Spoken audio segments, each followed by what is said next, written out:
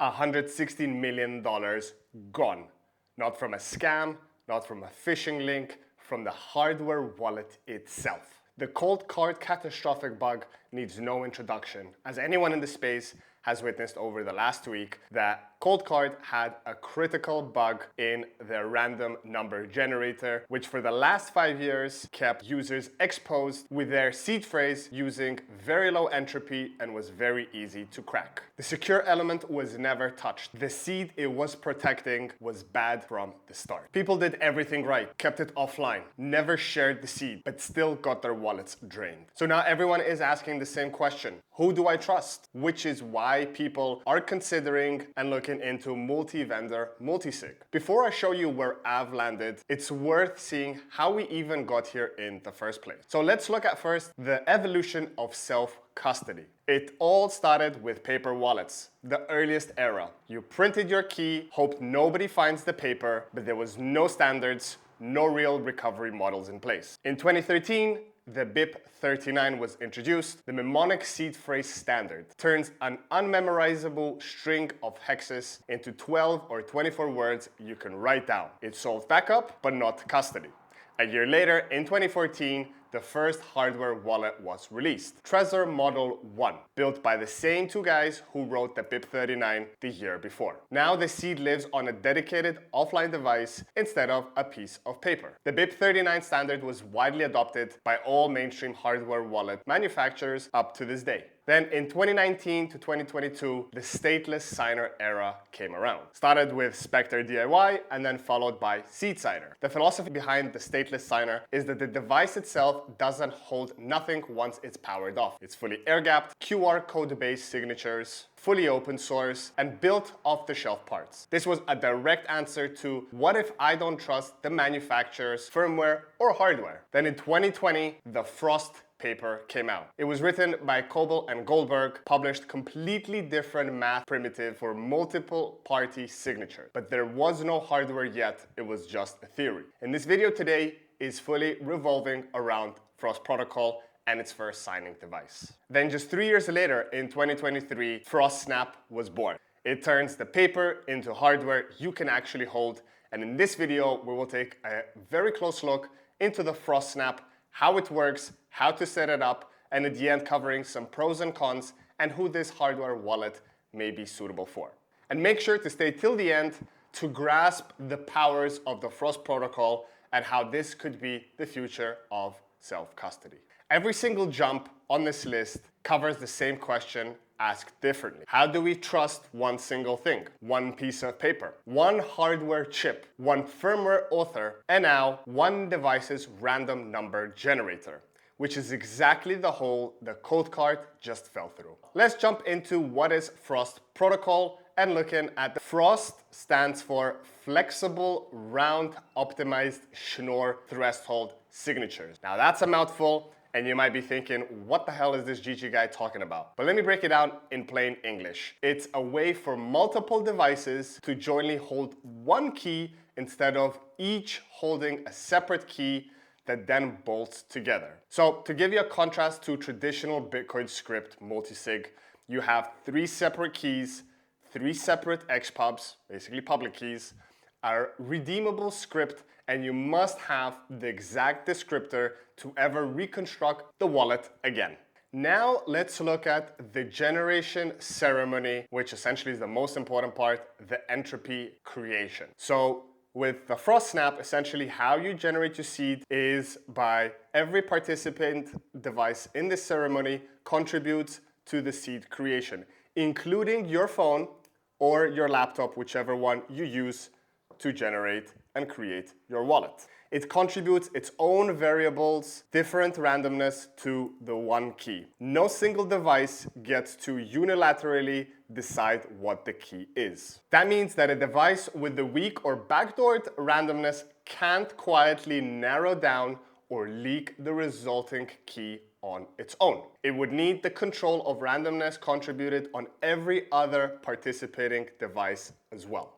That means that if you don't trust FrostSnap and you think there's been some supply chain vulnerability, as long as your phone is not compromised, it will still generate a very high entropy key that no single device can know on its own. So now, as we mentioned, in the traditional multi-vendor, multi-sig, each of the devices holds its own XPub, which is the public key.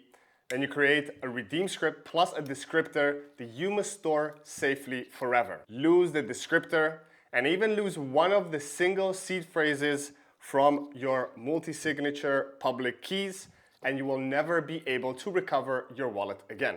That's why doing a traditional multi-sig is extremely important to do it correct, and it's not a simple solution for everyone that thinks that's the next thing they should do.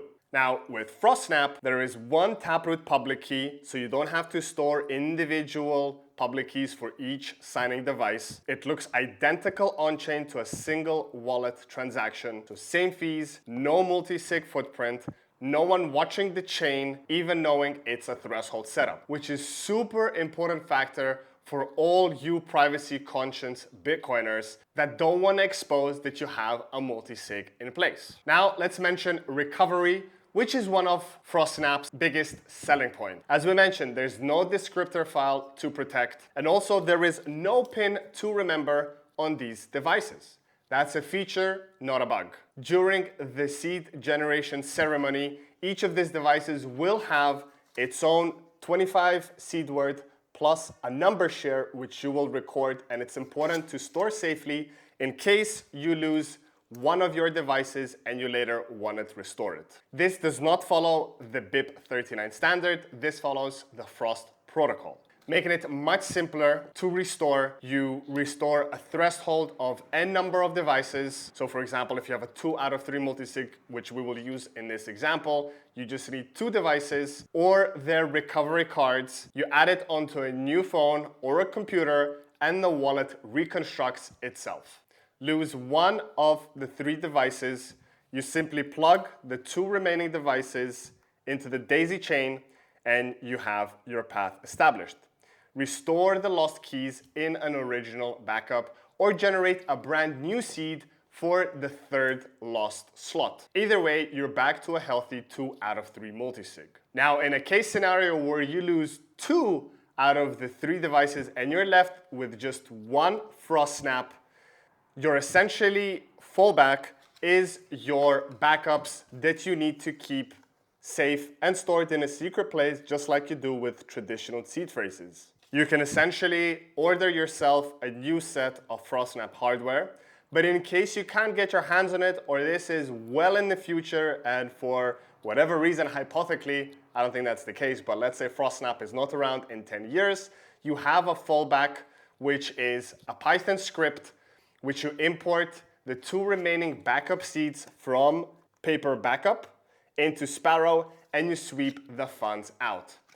Now, you can find that on their Git repository, and there's also going to be a link down below. They have it on their website where it redirects you to the emergency recover sweep steps.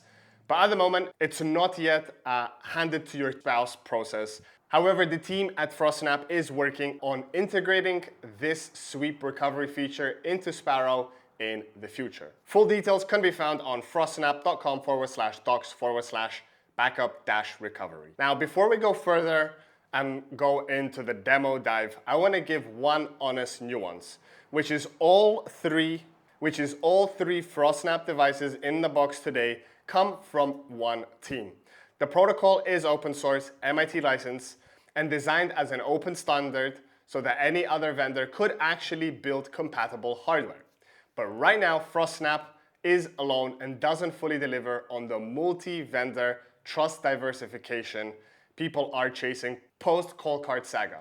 However, as we mentioned, you still don't have to put full trust into one team. Your entropy is contributed by your mobile device or your computer. So, as I said, there's a nuance to that statement. Now, enough talking about the incredible features of Frost Protocol and FrostSnap. Let's have a look how the setup actually looks like. Now, the first thing you'll want to do is install the FrostSnap Coordinator app, which you can get from the frostsnap.com official website. Make sure to download the correct authentic firmware so that you don't essentially get exposed to scam replicas. So you'll have FrostSnap app. You can see here the different options. There's Android, Play Store, and Direct APK, which is highly recommended for all the fellow Graphene OS users. As you can see, iOS is not here, as iPhone do not allow you to use the USB-C port for certain signing devices, so perhaps iOS support will come in the future, but for now, it's Android, and if you're an Apple user, then you can install the Mac OS app. So once we have the app installed on our mobile device, we click FrostSnap, and we'll see the two options: create a multi-sig wallet or restore a wallet. In this example, we'll be creating a brand new wallet. So we need to give it a name. Let's call it Unruggable. That's going to be our wallet name. And now we need to connect the devices to create our multi-sig setup. So we'll go ahead and unbox all three devices.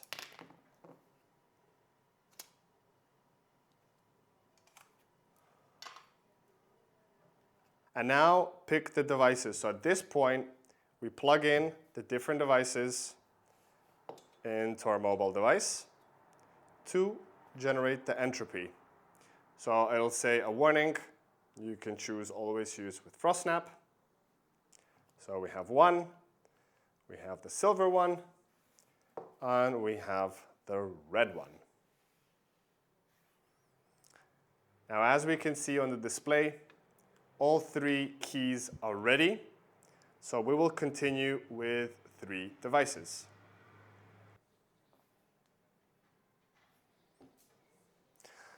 So now we'll have to go ahead and give a name for each of the devices. In this example, I'll give the names depending on the colors of the actual device, but you can choose something else. For example, the geographic location where you will be keeping your FrostSnap devices, for example, home, studio, office, friends, family. So in this example, the first one will be blue.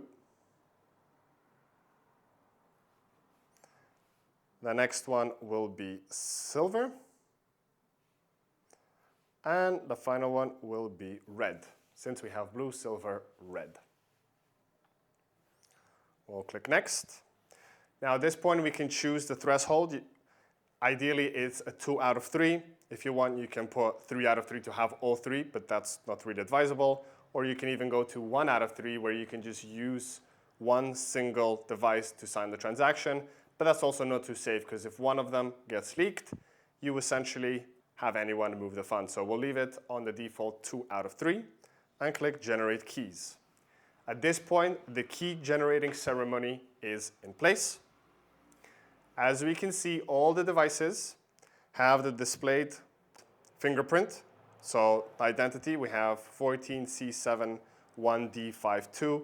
We can confirm that they are the same on all three devices. So in this example, all three devices, the three FrostSnap devices plus my Graphene OS phone, have all contributed to generating this seed. So now, since we verified that they all have the same fingerprint, we need to hold down and confirm them on the actual devices.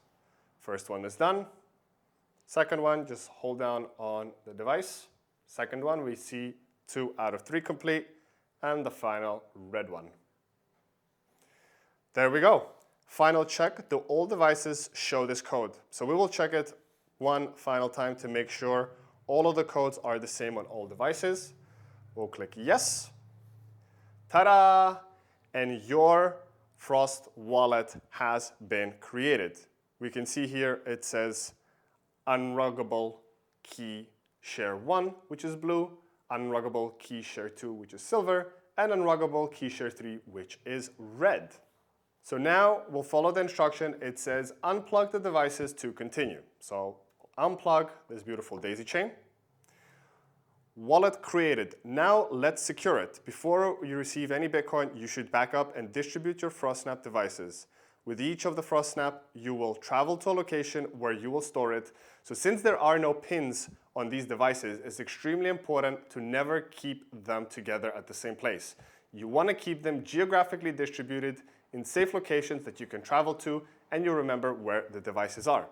Record the backup, which is provided. The backup will take around 5 minutes, and securely store the FrostSnap and its backups. So we'll go ahead and secure wallet. So now what we'll do is we'll back up each of these 3 keys that we just created Important notice is that each backup is an unencrypted copy of the device's key, allowing you to recover your wallet if the device is lost or damaged. So as we mentioned earlier, if you lose one of your devices, as long as you have this 25-word backup, which comes in every enclosure, as long as you have the key number share and the 25 words, you can always recover the single seed on a device by purchasing a new one. Let's go ahead and do the first backup of the blue one. So we'll plug it in. We can see it's been recognized. Blue is plugged in, share key number 1. So we'll go to backup. Now on the cards on the front, you will see you first have the threshold of the multi-sig. So in our example, we have 2 out of 3. We have the name of the wallet, which in this example, it's Unruggable. And we have the device name, which we selected blue. So it's extremely important to note those down. So let me go grab a piece of paper and let's get the backup process underway. So we have our piece of paper. In this case, I'll be doing it on a blank one, but if you have your FrostSnap, do make sure to do it correctly in your card provided. So we'll do first the threshold.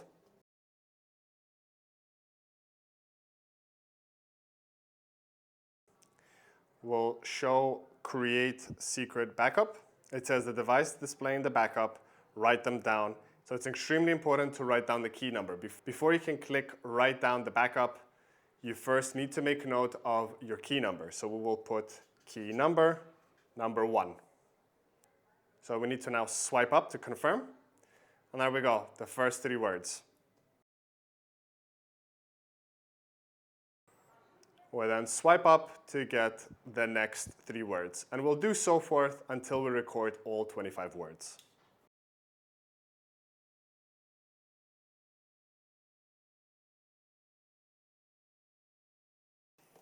So there we have it. We have written all the 25 words. We'll swipe up and we get the full list of the 25 words, which you need to make sure to confirm that you have written them down correctly. So I'll do that quickly now.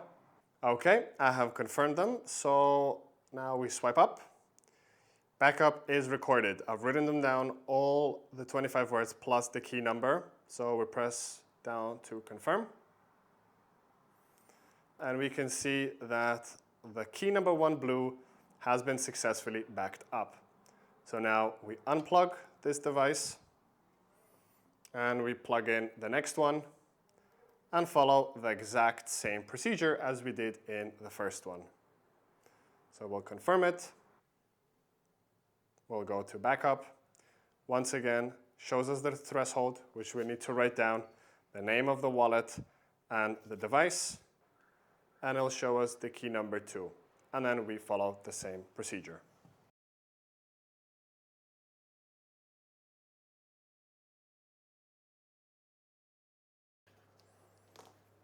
So we've written all 25 down, and then once again, we will confirm to make sure they're all written down correctly.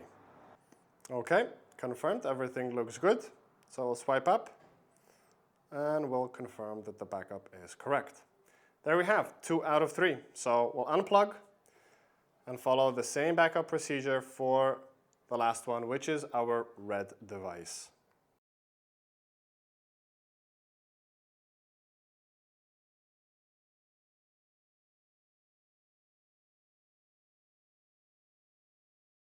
There we go, and I confirmed everything looks good. I will hold down the finger.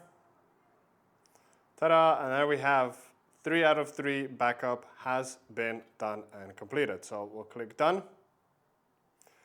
And there we have it. There's your wallet. You can see the name Unruggable. You see the balance is currently 0. And what I like about FrostSnap app is that it's super simple user interface. You just have receive and send. At the bottom, you can click receive to receive your Bitcoin to it. You can click send to send it out.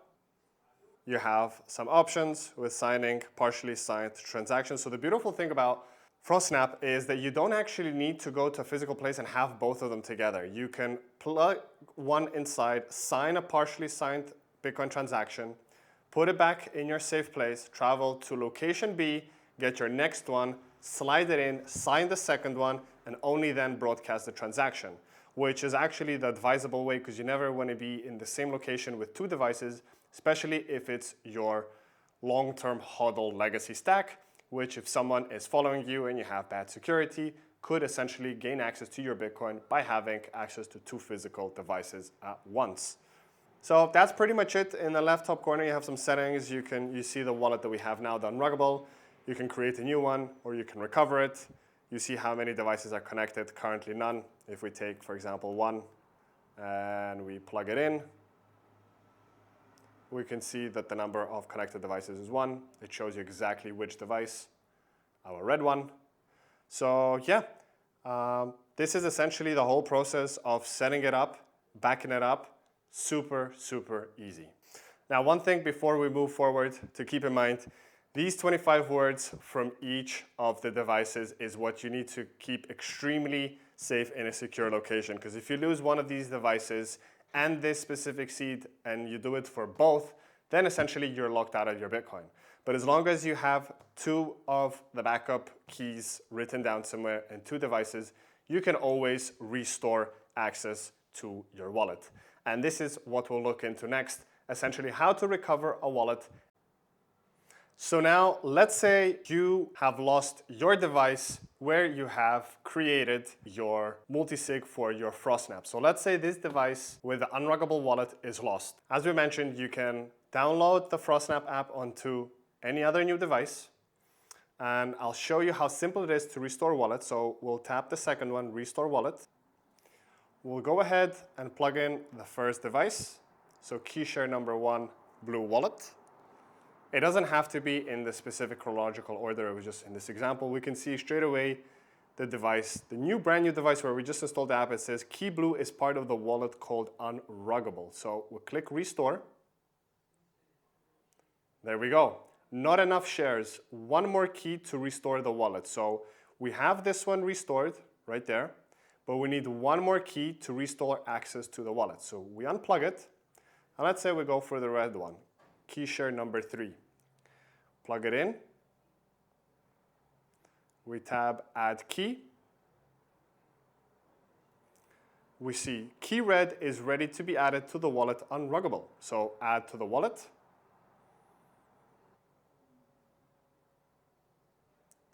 Ready to restore. You have now enough keys to restore the wallet. You can still continue adding keys now or add them later in the wallet settings. So 2 out of 3 keys is required. So we don't even have to go to the third location to get the third one. We got the 2, we recover them, we click restore, and there we have it. We have the exact same wallet which we just generated. As simple as that. In a matter of literally 2 minutes, you have your wallet resynced and accessible. Before we go into the final section of this video, which is the verdicts, the pros and cons, and who these wallets are actually meant for, if you want to try the FrostSnap wallets yourself, you can use code Unruggable to get 10% off FrostSnap. You'll find the link in the description down below. So now that you've seen how extremely simple and resilient it is to set up your FrostSnap multi-sig setup, let's cover some of the pros and cons of it. So starting off with the pros, first of all, the fee parity and privacy. So any transaction that's broadcasted with your FrostSnap looks like a single sig on-chain, which is extremely good for privacy without letting any third parties know that you have an actual multi-sig in place. Second is the entropy point.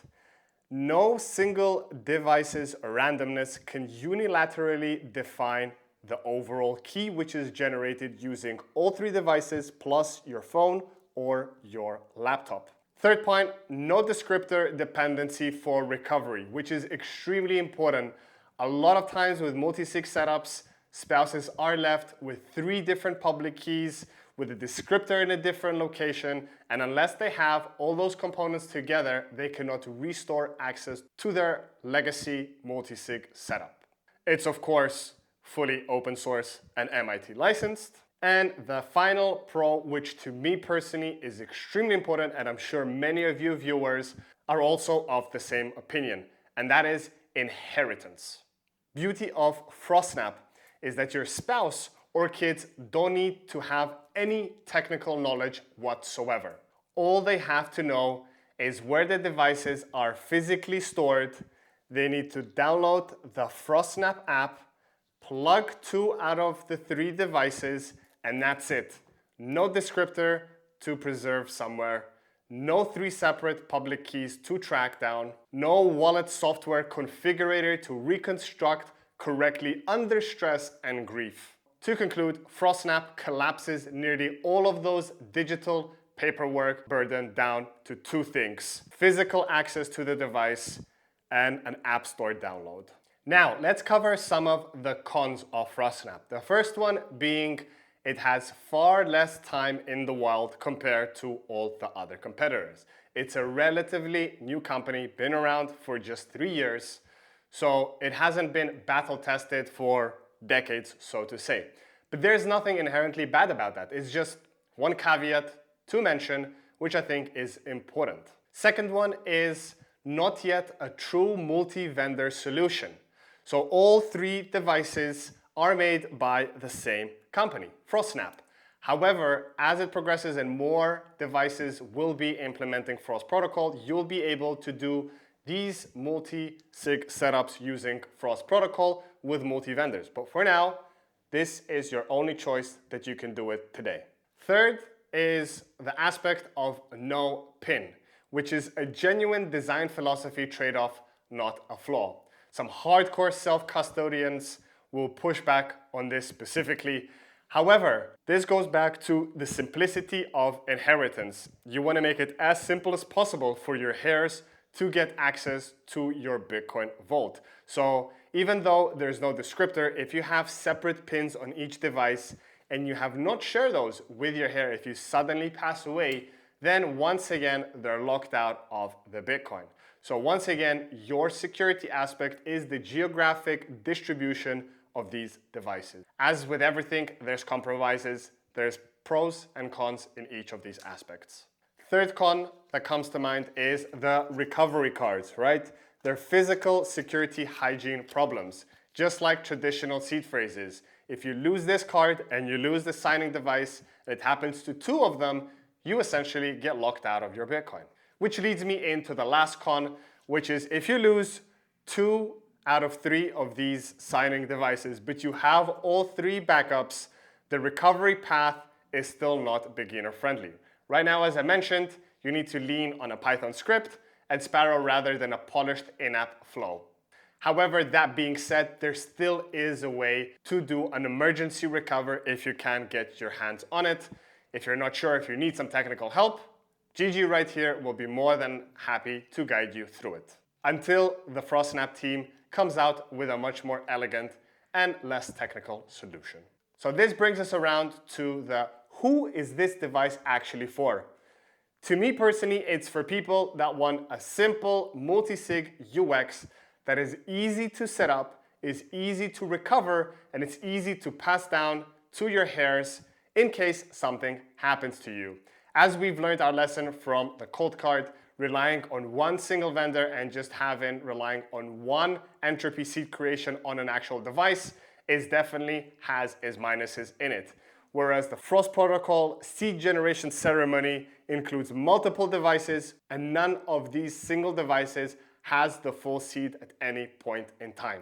Whether FrostSnap fits your threat model or you're better off with a mixed vendor, traditional multi-sig, or even a robust single sig, rolling the dice and setting up a passphrase, that is exactly the kind of judgment call we can do on my Become Unruggable mentorship one-on-one. If you're interested to be working with me to find the optimal solution for you, you can find the link down below, reach out, I'd be more than happy to guide you into your optimal self-custody setup. Thank you for watching. If you had any questions, please feel free to drop a comment down below, hit the like button, share it with family and friends, and let's get more people into self-custody. Let's learn our lessons from what happened and build robust setups for generations to come.